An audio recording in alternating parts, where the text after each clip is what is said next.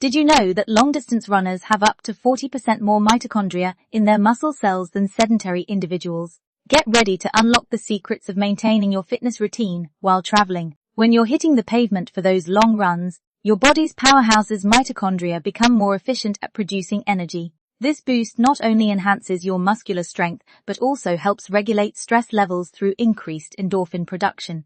Regular runners who supplement with 5 grams of creatine daily and 12 grams of omega-3s experience better muscle recovery and mood stability, especially during travel disruptions. Whether you're stuck in a hotel room or dealing with flight delays, you can maintain these benefits by adapting your workout routine. Simple bodyweight exercises combined with proper supplementation can help preserve both your mental and physical gains. The key is consistency. Even 15 minutes of modified exercise keeps those mitochondria firing. Curious how to create your perfect travel workout plan? Drop a comment below.